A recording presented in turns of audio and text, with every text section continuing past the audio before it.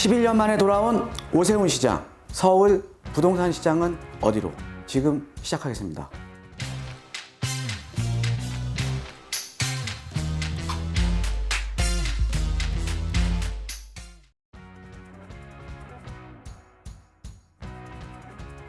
예, 안녕하십니까. 드림부동산 투자연구소 대표 정창래입니다. 자, 이번 시간에는요, 오랜만에 좀 이제 강의 스타일로 좀 준비를 해봤습니다. 오랜만에. 또 11년 만에 또 돌아오신 분들 계시니까 저도 오랜만에 좀 강의 스타일로 좀 돌아왔습니다. 자, 여러분들 이제 앞으로 뭐 이제 부동산 시장 많은 이제 변화가 있겠죠. 많은 변화가 있을 겁니다. 그래서 오늘 지금 이제 보궐선거 이후에 지금 부동산 시장, 그래서 뭐 최근에 이제 가장 지금 이슈가 되고 있는 내용들이 일단 그 오세훈 시장의 이제 부동산 정책 공약이죠. 그래서 실현 가능성이 있는지, 그 다음에 정부가 주도하는 그 공공 재개발이라던가 공공 재건축, 이런 것들도 아울러서 어떤 영향이 있을 것인지, 그 다음에 재건축 시장, 그 다음에 재개발 시장, 또 그 외 또 여러 가지들을 오늘 한번 준비를 해봤습니다. 자, 이제 본격적으로 한번 시작해 보겠습니다. 자, 먼저 오세훈 시장의 주요 정책 공약을 한번 볼게요. 정책 공약을 한번 보면, 자, 일단은 그 주거 지역에 대한 충수 제한을 완화하겠다. 그죠? 이런 내용이 나왔죠. 그 다음에, 근데 이제 이 로케이션이 어디냐면 그 한강변 단지, 한강변 단지 위주의 좀 이제 충수 완화. 그러니까 지금 이제 충수가 지금 한강변 라인 같은 경우에는 2030 이제 도시 기본 계획을 보시면 2030 이제 서울 플랜이라고 하는데, 여러분들 이거 뭐 자료 궁금하신 분들 그냥 뭐 서울시청 가면 다 있습니다. 2030 서울 플랜. 자, 여기에서 지금 이제 35층 이하로 지금 일률적으로 한강변 라인들 같은 경우에는 일률적으로 딱 정해져 있어요. 35층이. 근데 요 기준점이 사실은 왜 35층인지 저도 제가 많이 찾아봤는데, 자료들을 많이 찾아봤거든요. 근데 왜 35층인지 사실은 저도 이 기준이 왜 35층일까? 이거는 저도 잘 모르겠습니다. 하여튼 일단 지금 이제 한강변 라인 같은 경우에 일률적으로 지금 35층이거든요. 그래서 이 주거지역에 대한 충수 제한은 특히 한강변을 중심으로 해서 완화될 가능성이 상당히 높습니다. 자, 그럼 어떤 지역이 완화될 가능성이 높냐? 그거 다음 장에 제가 준비해봤습니다. 자, 한강변 단지 위주의, 그래서 어떻게 보면 한강변 라인 쪽에 있는 지금 이제 재건축 아파트들이 지금 상당히 많잖아요. 그죠? 뭐 많죠. 그래서 한강변 단지 위주의 재건축 같은 경우가 좀 활성화될 가능성이 좀 있다. 라고 좀 이제 보시면 될 것 같고요. 자, 그 다음에 이제 민간 재개발이라던가 재건축 활성화를 이제 들고 나왔잖아요. 그죠? 민간 재개발, 재건축 활성화. 그래서 민간 재개발이라던가 민간 재건축에 대한 이런 활성화도 지금 이루어질 것 같다. 자, 그 다음에 이 주거지역에 대한 용적률 상향도 들고 나왔습니다. 주거지역에 대한 용적률 상향. 지금 사실은 법정 상한선보다 이 용적률 같은 경우가 이제 용도지역에 따라서 법정 상한선이 있는데, 이 법정 상한선보다 서울시 같은 경우는 낮죠. 용적률이. 그죠? 여러분, 이 용적률이라는 개념이 상당히 중요한 겁니다. 이 용적률이라는 개념이 어떻게 보면 토지에 대한 가치를 부여하는 거예요. 토지에 대한 가치를. 그러니까 어떤 지역은 용적률이 150%짜리 땅이 있고, 어떤 지역은 용적률이 200%짜리 땅이 있잖아요. 그러면 당연히 200%짜리 땅이 더 효율성이 좋은 거죠. 그 다음에 우리가 용도지역을 보면 주거지역도 있고, 공업지역도 있고, 상업지역도 있잖아요. 자, 근데 우리가 상업지역 땅이 비싸죠. 그죠? 왜 비쌉니까? 용적률이 높기 때문에 비싼 겁니다. 그러니까 토지에 대한 활용도가 높기 때문에 비싼 거라는 거죠. 그만큼 이 용적률은 토지에 대한 가치, 즉 재개발 재건축에서도 용적률 상향이 된다라는 거는 어때요? 사업성이 좋아지는 거죠, 여러분들. 자, 그렇게 이해를 하시면 될 것 같고, 그러니까 주요 이제 부동산 정책 공약입니다. 자, 그럼 하나하나 한번 살펴볼게요. 먼저, 그럼 어떤 지역이 충수 완화될 가능성이 높냐? 제가 준비해봤습니다. 자, 11년 만에 돌아오셨죠? 한강변 르네상스. 아마 알고 계시는 분은 아시겠지만, 아마 모르시는 분도 지금 상당히 많으실 겁니다. 한강 르네상스. 그러니까 뭐냐면, 오세훈 이 한강변에 대한 체계적인 개발 계획, 그러니까 뭐 한강변의 주거지역이라던가 아니면은 이제 이 한강변 라인들, 이거에 대한 체계적인 개발 계획들이 사실은 오세훈 시장 시절에 오세훈 시장 시절에 이제 이게 만들어졌던 겁니다. 그래서 이 한강 르네상스는 2008년도가 2009년도에 나왔어요. 근데 그 당시에 주거지역에 대한 개발 계획을 체계화시켰었거든요. 근데 크게 보시면 이런 겁니다. 크게 보면 이 빨간색이 전략정비구역이에요. 전략정비구역. 그 다음에 크게 또 보면 유도 정비 구역. 크게 보면 이거 두 가지로 보시면 됩니다. 그래서 빨간색으로 돼 있는 지역들은 전략 정비 구역이고요. 그 다음에 이렇게 좀 주황색으로 돼 있는 지역들은 이렇게 주황색, 망원 합정, 당산동 일대, 뭐 아파트 지구 같은 경우는 지금 반포 일대, 그 다음에 잠실 일대 이런 데는 이제 유도 정비 구역이었고, 그 다음에 여의도라든가, 그 다음에 일반 주택가 중에서는 합정동, 그러니까 요 합정동 어느 쪽 합정동이냐면 그 홍대 아래쪽입니다. 그러니까 당인이 반서소 있는 쪽. 그러니까는 당인동, 상수동, 이제 합정동 일부. 여기가 이제 합정 전략정비 구역이었고, 그 다음에 성수 전략정비 구역. 여러분들 다 아시죠? 예. 자, 일반 주택가는 이 두 지역이 그 당시에 전략정비 구역이었고요. 그 다음에 여의도하고, 그 다음에 압구정, 예, 그 다음에 이촌지구, 예, 이촌지구가 전략정비 구역이었습니다. 자, 근데 여기서 보면 이 전략정비 구역은 뭐냐? 간단하게 보면 전략정비 구역은 50층까지 개발이었어요. 개발을 시급하게 해야 되는 지역, 유도정비 구역은 중장기적으로 개발을 유도하는 지역, 예, 평균 층수 30층이었습니다. 자, 그럼 어느 정도 윤곽이 나오죠? 예. 자, 그럼 어떤 지역이 최고 층수 50층까지 완화될 가능성이 높냐는 예전에 우리가 자료에서 보면 좀 알 수가 있겠죠. 그죠? 예. 자, 그러면은 지금, 그래서 이 당시에 한번 예를 하나 들어드릴게요. 자, 지금 이제 이 용산 쪽에 지금 동부이촌동 라인, 예, 동부이촌동 라인 같은 경우가 지금 레미안 첼리투스 있죠. 예, 걔가 지금 49층이잖아요. 그죠? 그 당시에 허가를 받았던 겁니다. 이 전략정비구가 세워졌을 때. 근데 지금은 사실 한강변 관리 계획이 그만큼 못 올리는 거죠. 그러니까 그만큼 사실은 이 의지가 상당히 중요한, 이 도시계획이라는 게 상당히 중요한 거죠. 그죠? 예. 자, 그럼 여러분들 지금 어떤 지역이 될까? 자, 여기서 한번 볼게요. 여기에서도 이 전략정비 구역 내에서도 높이 완화 지역이 있고, 높이 유도 지역이 있고, 높이 관리 지역이 있어요. 자, 그런데 이 높이 완화 지역 같은 경우는 최고 층수 제한이 없습니다. 예, 주거 부분은 그냥 50층 내외, 평균 층수 40층 이내. 그 다음에 이 높이 유도 지역, 성수동, 이촌동, 구이자양, 반포, 합정, 당산. 이쪽 같은 경우는 최고 층수 50층 이내, 평균 층수 30층 이내. 자, 최고 층수 50층까지 나왔잖아요. 자, 그러면 지금 앞으로 가능성이 높은 지역이 어디예요? 가능성 높은 지역이 지금 이제 그 재개발이나 재건축을 하고 있는 지역 중에서 여의도, 압구정, 그 다음에 잠실, 잠실 지금 5단지라던가, 앞으로 뭐 이제 장미 아파트 같은 경우나, 자, 요런 데가 이제 지금 완화될 가능성이 상당히 높겠죠. 그죠? 재건축 지역 중에서는. 자, 그 다음에 높이 유도 지역도 최고 층수는 50층이기 때문에 이 지역에서 지금 가장 핫한 지역이 어디예요? 지금 성수 전략정비 구역. 예, 성수 전략정비 구역이죠. 예, 성수 전략정비 구역. 예, 약간 이 일반 주택가 중에서는 지금 성수 전략정비 구역 같은 경우가 최고 층수 50층으로 가능하다라는 거죠. 예. 어때요? 좀 답이 나왔죠? 예. 자, 그 다음에 이 일반 주택가 중에서는 여러분 좀 눈여겨보셔야 되는 지역이 옆에 자양동 일대. 이쪽이 지금 노후도가 상당히 높죠. 노후도가 상당히 높잖아요. 그죠? 예. 노후도가 상당히 높은데 이쪽도 지금 높이 유도 지역 아닙니까? 여기 보시면 구이자양. 이렇게 좀 적혀 있잖아요. 그죠? 예. 가능성이 높은 지역들은 자양동 일대입니다. 특히나 뭐 자양 사동이라던가 요 일대를 이제 보시면 될 것 같고요. 자, 어때요? 그러니까 예전에 전략정비구역이나 유도정비구역을 한번 살펴보니까 어느 정도의 지금 윤곽이 나오는 거 아닙니까? 그러니까 한강변 라인에서 지금 최고 층수 50층까지 가능한 지역들은 지금 여의도라든가 압구정이라든가 그 다음에 어디예요? 아까 뭐 성수 전략정비구역이라든가 예, 이런 지역이죠.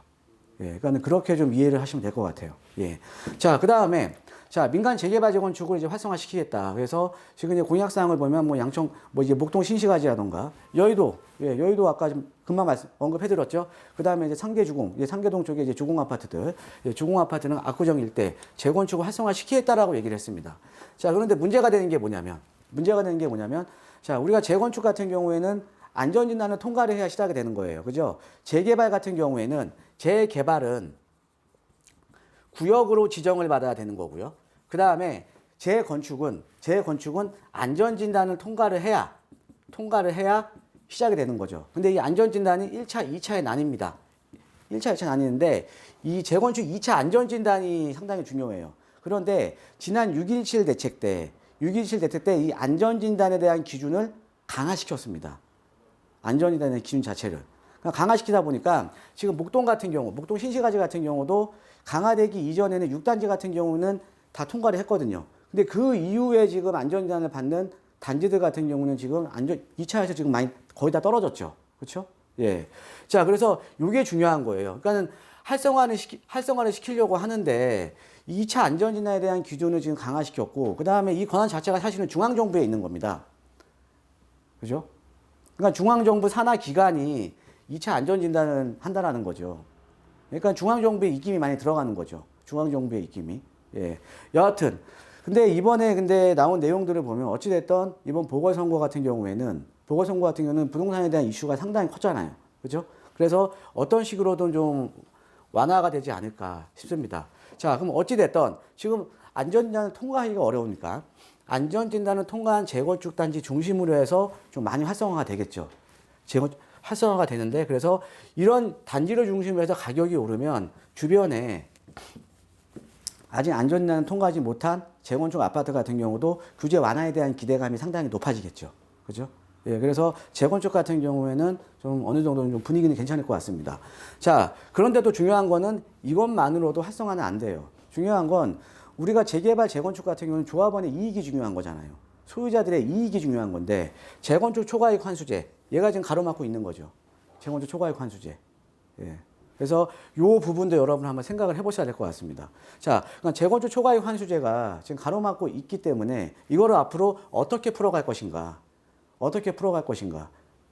예, 그런데 중요한 거는 어차피 지금 제가 좀 이따가 이제 말씀드릴 텐데, 지금 이제 공공재개발, 그러니까 정부에서 추진하는 공공재개발이라던가 공공재건축, 그러니까 뭐 공공주도, 예, 공공이 주도하는 사업, 뭐 공공 직접 시행 방식이라던가 공공재개발이라던가 얼마 전에 발표된, 예, 얼마 전에 그 후보지구 5곳 발표됐죠. 공공재건축. 예. 자, 이런 공공자 붙는 것도요, 사실은 인허가권자는 또 서울시장에 있습니다. 예, 지자체에. 그러니까 뭐예요? 그러니까는 둘이 중앙정부하고 서울시하고 협치를 안 하면 공공도 안 되는 거예요. 민간도 어려운 거고요. 예. 자, 그런데 안 되면은 진행이 안 되니까 또 주택 공급은 안 될 거 아닙니까? 그렇죠? 예. 그러니까 협치가 안 되면 중앙정부와 서울시 간의 협치가 이루어지지 않으면 어려울 거 아닙니까? 그런데 어찌됐든 이번 보궐선거 같은 경우는 부동산에 대한 이슈가 상당히 크기 때문에 어느 정도의 좀 성과는 나오지 않을까. 저는 그렇게 예상을 하는 거죠. 예. 자, 이렇게 좀 이해를 하시면 될 것 같고요. 자, 그 다음에 또 하나가 있죠. 이 주거지역에 대한 용적률 상향. 자, 아까 제가 용적률이라는 거는 토지에 대한 가치가 상당히 높아진다 그랬죠. 용적률 상향되면. 자, 그런데 우리가 공공재개발 재건축 뭡니까? 사업성이 없는 지역들, 예, 사업성이 없는 지역들의 용도 지역이라던가 용적률 상향에 둬서 사업성을 맞추는 거잖아요. 그러니까 결론적으로 공공재개발 재건축 같은 경우에는 용적률 상향을 통해서 사업성을 맞추는 겁니다. 사업성을. 자, 그런데 용적률 상향 시에, 그러니까 민간 재개발이라던가 민간 재건축에 용적률을 상향해 준다라는 거. 용적률을 상향해 준다라는 건 어때요? 사업성이 좋아지는 거잖아요. 자, 그러면 공공재개발 재건축에서 일로 올 가능성이 상당히 높다라는 거죠. 사업성이 좋으면 공공으로 갈 이유가 뭐가 있습니까? 그렇죠? 근데 우리가 이제 서울 도심에 이제 구도심 지역을 보면, 낙후 지역들을 보면은 어쩔 수 없이 가야 되는 현장들이 있어요. 그러니까 이번에 제가 요즘은 워낙 이슈가 많아서 제가 이제 공공재건축 얘기 못 해드렸는데, 그러니까 이번에 나온 공공재건축을 보더라도 그냥 거기 자료에 나와 있습니다. 사업성이 떨어져서 자력으로 못 가는 지역들. 그러니까 이런 지역들은 뭐 이렇게 공공재개발로 가야겠죠. 그죠? 자, 그런데 그렇지 않은 지역들, 입지가 좋은 지역들, 입지가 웬만큼 받쳐주는 지역들 같은 경우는 굳이 용적률을 상향이 되면 이걸로 갈 이유가 없다라는 거죠. 이걸로 갈 이유가. 그죠? 이걸로 갈 이유가 없잖아요. 자, 그러니까 이제 그래서 사업성 떨어지는 지역은 앞으로 이제 공공이 진행을 해야 되고, 그 다음에 사업성 좋은 지역은 민간이 가야 되는 거고, 이러면서 공공과 민간이 나눠질 가능성이 상당히 높다라는 거죠. 예. 자, 그래서 이제 주거지역에 대한 용적률 상향이 되면서 민간 재개발, 재건축도 상당히 좀 활성화될 가능성이 좀 높다. 근데 또 이제 어찌됐든 뭐 시의회를 통과를 해야 되는데, 예, 시의회를 통과를 해야 되는데 이것도 이제 하나의 이제 관건이죠. 예, 하나의 관건입니다. 예, 이것도. 예. 자, 그 외에, 자, 여러분들 이번에 그 연령대별 이렇게 표들을 보면 20, 30대들이 대거 지금 이렇게 그 야당 쪽으로 많이 이제 기울어졌죠. 예. 그러면 앞으로 저는 이제 부동산에 대한 것들만 저희 말씀을 드리니까 그럼 앞으로 이 부동산 시장이 어떻게 변할 것인가? 그러면 2030 세대들을 위한 부동산 정책들이 상당히 많이 나올 겁니다. 2030 세대들. 예, 부동산 정책들이 상당히 많이 나올 거예요. 지금도 사실은 뭐 서울시에서 역세권 청년주택이라던가 이런 것들을 많이 하는데 이런 뭐 역세권 청년주택이라던가 아니면 신혼주택 아니면 임대주택 예, 이런 것들 그러니까 2030 세대를 위한 청년주택이라던가 신혼주택 아니면 임대주택 이런 것들이 상당히 많이 활성화될 거라는 거죠. 예, 그러니까 2030 세대들을 위한 부동산 정책들이 사실은 여야 가릴 거 없이 많이 나올 겁니다. 왜? 이번에 여기가 많이 움직였잖아요. 그죠? 여기가 많이 움직였잖아요. 그죠? 물론 전 연령대별로 좀 많은 변화가 있지만 특히나 요 연령대가 많이 움직인 거거든요. 예, 그러면은 요 연령대들을 잡기 위해서는 부동산 정책도 대폭 수정이 되겠죠. 예. 자, 그렇게 이해를 하시면 될 것 같고요. 자, 그 다음에 역세권 시프트 사업. 자, 역세권 시프트는 이 시프트라는 게 뭐냐? 예전에 오세훈 시장이 만들었던 겁니다. 장기전세 주택. 자, 장기전세 주택이 뭐예요? 장기전세 주택이 신혼부부들이나 이런 분들한테 시세의 80%의 공급을 하는 겁니다. 전세 보증금은. 그래서 싸게 오랫동안 거주할 수 있게끔 공급을 하는 게 장기전세 주택이에요. 자, 그런데 역세권 지역에 그러니까 이 역세권 시프트라는 거는 뭐냐면 역세권 지역의 용도 지역을 상향해 주면서 용적률을 높여줍니다. 용적률을 높여주면 어때요? 아파트 세대수가 더 많이 늘어나죠? 자, 이 늘어나는 세대수의 일정 부분은 장기전세 주택으로 SH에 조성 원가에 주는 겁니다. 조합은. 자, 반면에 일정 부분을 주더라도 일정 부분은 어때요? 일정 부분은 지금 늘어났잖아요. 세대수가. 예, 이거는 세대수가 늘어나면 일반 분양을 더 할 수가 있잖아요. 그러니까 조합도 좋고. 그 다음에 이 지자체 입장에서는 역 주변에 안정적으로 임대주택을 공급을 받을 수가 있잖아요. 그죠? 이건 사실은 서로 좋은 거죠. 그래서 이런 역세권 시프트 사업, 이거는 이제 민간이에요. 뭐 이거 공공이 하는 거 아니에요. 자, 역세권 시프트 사업이 상당히 많이 활성화될 가능성이 높습니다. 예. 자, 그 다음에 대출 규제 완화. 제가 여러 번 말씀드렸습니다. 예. 자, 이번에도 워낙 이제 이 대출 규제 완화에 대한 내용이 선거 이전에도 좀 많이 나왔고요. 그 다음에 어찌됐든 주택 가격이 너무 상승을 했기 때문에 주택 가격 자체가 너무 많이 상승을 했기 때문에 사실은 집을 살려는 수요자 입장에서는 집을 살기가 상당히 어렵다라는 거죠. 예, 대출이 안 나온 월이니까. 그래서 대출 규제에 대한 완화 내용이 아마 나올 겁니다. 예, 대출 규제에 대한 완화가 좀 될 것 같고요. 자, 반면에 아까 말씀드렸듯이 자, 주거 지역에서 용적률을 상향해 준다라는 거. 예, 그 다음에 민간 재개발 재건축을 활성화시켜 준다라는 거. 그 다음에 또 이 공공도 인허가권자가 서울시장이라는 거.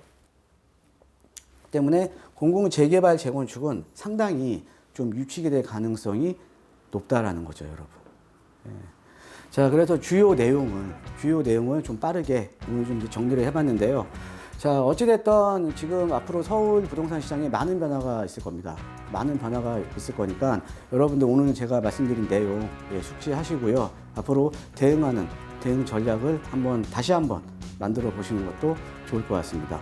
자, 오늘은 여기까지 하고요. 자, 우리 여러분 이렇게 우리 지금 채널 내에서 시청 많이 해주시는데 구독하기 버튼 눌러주시고요. 구독하기 버튼 눌러주시고 알림 버튼 누르시면 누구보다도 빠르게 제 강의 받아볼 수 있으니까 알림 버튼 눌러주시고 그 밑에 좋아요 버튼, 좋아요 버튼을 눌러주시면 정말 감사하겠습니다. 자, 오늘 하루도요 좋은 하루 되시기를 진심으로 기원하겠습니다. 감사합니다.